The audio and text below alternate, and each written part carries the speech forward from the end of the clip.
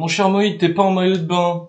T'es bronzé. Moi, je m'attendais à te voir avec un mojito, tu sais, plus ta tasse de café, mais un petit mojito, une petite ombrelle dans les cheveux. Tu vois, un mec qui revient de vacances, là. Ah écoute, tu vois que le paysage a bien changé, hein. Là, où sont mes cocotiers? Je ne sais pas. Euh, Ça, il me manque déjà. Nous sommes le lundi 11 juillet, il est 8h12 et je vous souhaite la bienvenue au Café du Coin. Aujourd'hui au sommaire, nous allons parler de vos plus grosses baleines crypto dans vos projets préférés. Nous allons ensuite enchaîner sur une news qui parle de robots, un exchange qui veut prendre vos cryptos et les laisser à des robots pour faire du trading pour vous. Si vous n'avez pas le temps, vous ne voulez pas faire de trade, vous n'y connaissez rien, laissez vos cryptos à des petites IA pour qu'elles vous fassent des profits, peut-être, je ne sais pas. Ou pas. Nous allons ensuite terminer une news sur les NFT, vos influenceurs préférés Logan Paul et Jake Paul, des baleines, des robots, des scammers. Le Café du Coin, c'est tout de suite. Et toute cette semaine, je serai rejoint de mon comparse, de mon collègue Peter. Salut Peter, comment tu vas? Salut Moïse, très content de te retrouver. Bien. Si on commençait directement par le Coin 360, est-ce que tu le vois, ce petit tableau bien rouge? Et qu'est-ce qui t'inspire, ce tableau? Bah écoute, rien de plus qu'il y a une semaine. J'ai l'impression que si t'étais parti 15 jours en vacances, tu serais revenu, t'aurais pas vu de différence. Tu sais quoi? J'ai les mêmes prix qu'avant de partir en vacances. Pour moi, il ne m'inspire rien du tout. Un Bitcoin à 20 426 $, un Ethereum à 1141 $. Je vois pas ce qu'il y a de nouveau, hein. Il n'y a rien de mieux. Bah, je te cache pas que ça avait bien démarré. T'es parti, on a méché à 18, je me suis dit ça y est, c'est le début de la fin même. Puis arrivé là, petit range, monté à 22, tu vois. Là tu reviens, il redescend à 20, c'est un peu plus normal, je sais pas. Tu vois, regarde, j'étais bien heureux parce que, allez, on va mettre ça en daily rapidement. Tu vois, là, c'est quand je suis parti. Il a méché en dessous des 19. Je me suis dit, tiens, vas-y, je suis en train de partir en vacances, le marché s'effondre. Et je te cache pas qu'avant de partir en vacances, j'ai remis un ordre pour un Bitcoin à 14 000. Et non, le lendemain, j'étais sous les cocotiers, donc le marché est remonté. On a fait une mèche à plus de 20 800. J'étais un peu dégoûté. Malheureusement, on n'a pas tout ce qu'on veut dans la vie, hein. Bon, les vacances, c'est pas fini, hein, c'est encore possible, on sait jamais. Allez, pour ceux qui ne savent pas, à chaque fois que l'un de nous part en vacances, pour l'instant, plus moi, j'ai Plus l'impression que je Moïse. porte la guigne. Ouais, dès que je pars en vacances, le marché s'effondre. Donc suivez un peu mes plans de vol. Hein, si vous me voyez partir en vacances, mettez un short. Allez, N'hésitez pas, quoi. regarde le marché un peu là sur le tableau général. T'as un coin qui t'intéresse plus que les autres? Oh non, toujours les mêmes, hein. Là, qu'est-ce qu'il nous dit? Qu'est-ce qui est intéressant? Ce qui est intéressant, c'est que tout est rouge. On va faire juste une review des prix les plus importantes. Le BNB qui est à 229 $, XRP 31 centimes, Cardano 45. Mais je suis pas parti. Qui s'est rien passé en fait. Solana 35 $. C'est les mêmes prix. C'est les mêmes prix qu'il y a 2 semaines. Chronos 11 centimes, rien n'a bougé. En fait, ça sert à rien de commenter les prix tout au quotidien. Alors, on va passer directement en courbe. Clôture hebdomadaire, pareil, génial. On a fait une clôture au-dessus des 20 000, en dessous des 21 000. Bon, rien de nouveau. Bah c'est un temps à partir en vacances, hein. Voilà, partez en vacances, juillet et août, C'est pour un l'instant, temps, hein. j'ai l'impression qu'il va rien se passer si ce n'est les mêmes choses. Un Bitcoin qui va range entre, allez, 21, il va peut-être faire des mèches à 22, hein, il va vous faire espérer quelque chose. Oh, il se passe. Non. Après, il va se redescendre sur les coups de 19. Et après, de 19, un rebond, il va passer, peut-être 21, 21,5. Il va redescendre. Et la question, c'est pas combien de temps ça va durer, cette espèce de petit range. Est-ce que ça va pas durer toutes les vacances? Enfin, tu vois, il n'y a pas beaucoup de volume, les gens sont partis. Est-ce que c'est pas un truc qui risque de revenir quand il y aura un petit peu plus de monde, quelque part? On risque de décevoir peut-être nos viewers. C'est pas parce que nous, particuliers, on part en vacances qu'il se passe plus rien sur les marchés. Nous, on est insignifiants en tant que force motrice sur les marchés. Le particulier ne sert à rien. C'est les grosses institutions qui font la pluie et le beau temps. Donc, que vous soyez en vacances ou pas, on sait que juillet août, c'est nul. Et là, c'est ce que semble nous montrer le marché. C'est nul. Donc, on atteint les 19, on rebondit plus ou moins sur les 19, on fait des petites mèches en dessous les 19, qui là, maintenant, les mèches vont de moins en moins bas. La plus grosse mèche qu'on ait eue aux alentours des 17 633, c'était le 18 juin. Là, on a refait une mèche en bas juste quand je pars en vacances, on était à 18 000, au-dessus des 18 500. Donc, on a fait une mèche un peu moins basse. Et on fait des plus hauts, un peu plus hauts. Hein, mais ça, je prends toujours comme référence le 10 juin. Hein, on a fait une petite mèche un peu plus haute. On a presque atteint les 22 500 $.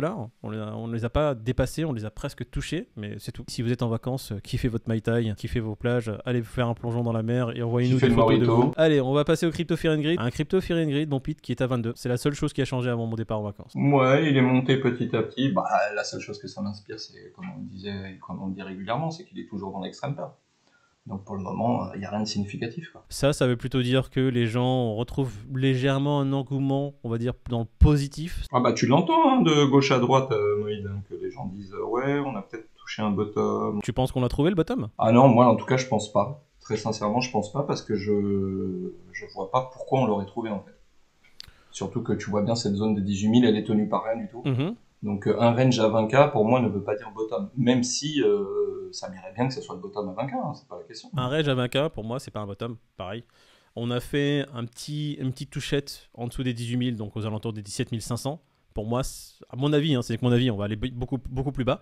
On est dans une crise qui est en train de s'accentuer actuellement dans le monde. C'est pas fini pour moi. Il va se passer des choses dans les mois qui arrivent. Après, c'est mon opinion personnelle, un peu plus grave malheureusement. Et on peut avoir un crash qui peut être beaucoup plus violent que ce qu'on a connu actuellement. Mais après, c'est ce que moi je pense. Sur le Bitcoin, c'est ce que j'espère, parce que j'aimerais avoir, moi, des prix beaucoup plus intéressants pour recharger un peu plus fortement. Après, ça n'exclut pas le fait qu'il puisse y avoir un beau rebond et qu'on puisse repasser les 30 et au-dessus. Hein. Il suffirait que les banques centrales se détendent un petit peu sur les taux, je sais pas, 2-3 bonnes nouvelles, qu'il y ait un petit accalmie en Ukraine, j'en sais pas rien, mais en tous les cas, il pourrait y avoir un petit rebond fort sympathique qui emmènerait les prix vers le haut. Mais Ouais. de là à dire qu'on inverserait la tendance qui s'est installée là depuis quelques mois maintenant, voire une année, non, je crois pas. Après, je suis pas analyste, hein, très clairement, donc c'est mon côté Ouais. investisseur. Donc On va dire que c'est des teams. Toi, t'es team rebond, moi je suis team crash. Voilà. Voilà pour ouais, je résumer suis les team choses. rebond, mais pas sorti d'affaires. Voilà. On va regarder un peu ce qui se dit sur les news. Du coup, il y a la première qui était les 5 plus grosses baleines par projet crypto, une répartition qui manque d'équité. C'est un article qui focalise des personnes ou des entités qui Mhm. détiennent le plus de crypto-monnaies d'un même projet. Par exemple, ETH, on peut dire que Vitalik, c'est la plus grosse baleine d'ETH. Il détient plus de 10% des tokens en circuit. Ouais. Mais c'est ETH. Et c'est que 10%. Imagine certains tokens, s'ils sont détenus à 60% par le fondateur ou je ne sais quoi, la gestion derrière qui peut être faite. Parce que c'est un peu le sujet de l'article, c'est de se dire, les gars qui construisent des systèmes censés être les plus démocratiques avec des jetons de gouvernance et autres, si à la base ces jetons sont donnés tu sais, aux premiers investisseurs ou aux À la team. créateurs et que ces gens-là détiennent, je sais pas, des parts ouais, à la team, et que ces gens-là détiennent des parts énormes du token, bah, comment tu veux que ce soit démocratique? Ça l'est pas. C'est une répartition qui est biaisée. Donc, alors, il me semble que c'était XRP qui était un projet qui était vraiment. Bah déjà, de base, c'est pas un projet décentralisé parce que XRP c'est centralisé de ouf. C'était le projet qui était un peu différent de tous les autres qui, justement, n'avait pas de décentralisation à proprement dit. Et où les 3 fondateurs détenaient énormément de tokens du projet. Bah, la majorité. La majorité. Il y a une énorme centralisation de la part des holders qui sont les 3. Enfin, maintenant, il n'y a plus que Brad Garlinghouse et Chris Larsen. Il faut savoir que l'un des fondateurs s'est barré. Tu viens de donner les principaux risques, c'est-à-dire que si un des fondateurs décide de foutre sur le marché, de se débarrasser de sa quantité de tokens, bah, il peut faire planter le cours si c'est pas fait intelligemment. Et pareil pour si demain il y a un vote de gouvernance pour faire un fork ou n'importe quoi sur la blockchain ou autre. Bah, si c'est 3 guignols qui détiennent 80% des tokens, tu peux toujours décider que c'est pas bon, c'est eux qui auront le dernier mot vote final. C'est ça. Donc c'est important de prendre en considération effectivement le nombre de tokens en circulation et comment ça a été distribué lors du démarrage du projet. Et donc là, on voit que Bitcoin pour le coup, ce serait Satoshi qui en aurait le plus, s'il existe, ou s'ils existent, c'est eux qui auraient la plus grosse partie des Bitcoins. Le BNB, c'est intéressant de savoir que CZ a 40% des BNB en circuit. C'est énorme. Heureusement que je le prends pour un mec très sérieux, parce que c'est un truc qui m'inquiéterait un petit peu, tu vois, le mec a 40% des BNB. Allez regarder vos tokens favoris, votre plus gros bag, allez regarder qui détient les tokens de votre projet. Vous serez sûrement étonné, je pense. Les mecs qui font les ICO, donc les premiers investisseurs du token, tu as souvent les venting, où justement tu peux acheter énormément de tokens pour beaucoup moins cher que le prix du listing, mais derrière tu as des conditions. Genre, tu peux pas vendre plus de 10% de tes tokens la première année, la seconde, enfin tu vois. Et du coup, il faut bien prendre connaissance de tout ça, parce que si tu apprends que les holders de la première heure, en tout cas les premiers investisseurs, peuvent se libérer de 50% des jetons qu'ils ont achetés pour que dalle au bout d'un an, à une date, disons, anniversaire, Ça tu fait sais qu'à cracher cette court. date-là, C'est jamais, très important. bah oui, si jamais ces gens-là décident de récupérer de la liquidité, ton token ou ton projet, il va prendre une tarte dans la gueule comme Jaja, quoi. Voilà. Donc c'est des choses super importantes à prendre en compte. On va passer à la news suivante qui est justement trading automatisé. Seriez-vous capable de confier votre crypto à un robot? Moi, j'ai déjà pas confiance en moi, alors j'ai pas confiance en moi.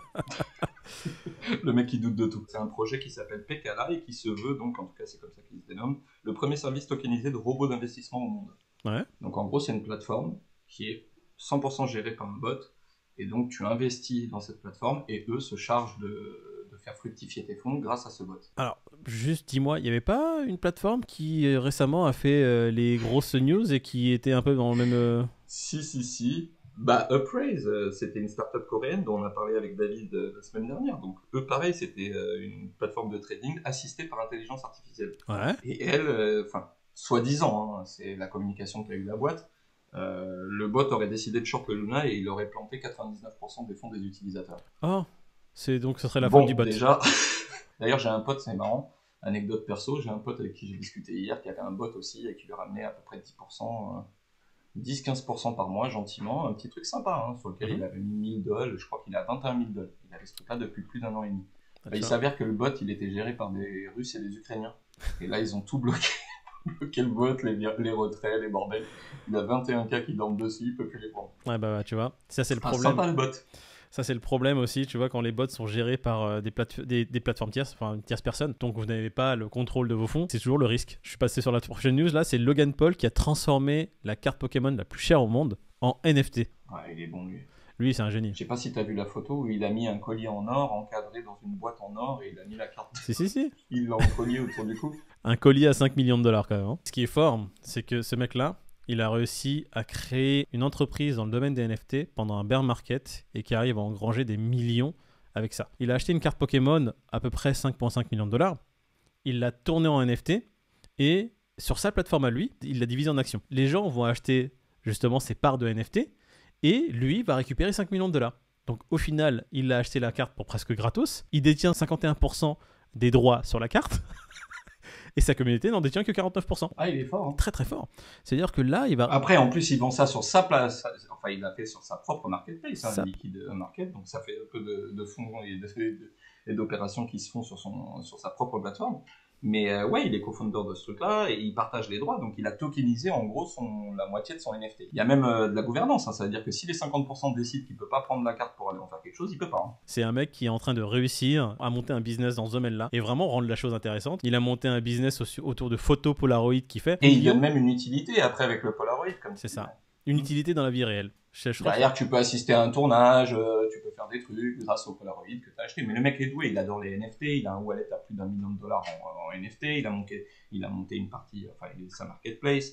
Enfin, le mec est très très chaud, c'est pas un guignol comme ça, c'est pas son frère, quoi, tu vois. Ah, tiens, quelle transition parfaite, on va parler de son frère.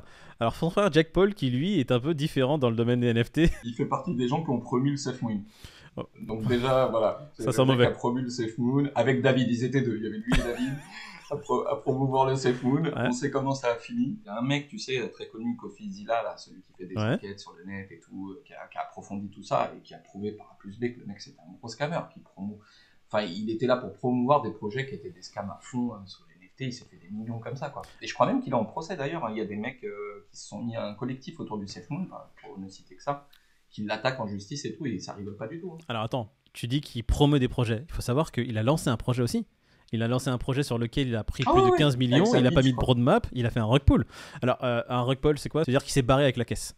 Donc, c'est pas que promouvoir des projets qui sont pétés. Il a appuyé sur un bouton et la trappe s'est ouverte. Voilà, c'est exact. Monsieur Burns dans Les Simpsons, vous êtes devant lui, il appuie sur un bouton, vous disparaissez. Et lui, il regarde l'oseille. Faites juste attention si vous voyez Jake Paul qui essaie de vous promouvoir un projet qui vous dit, les gars, j'ai le projet du siècle.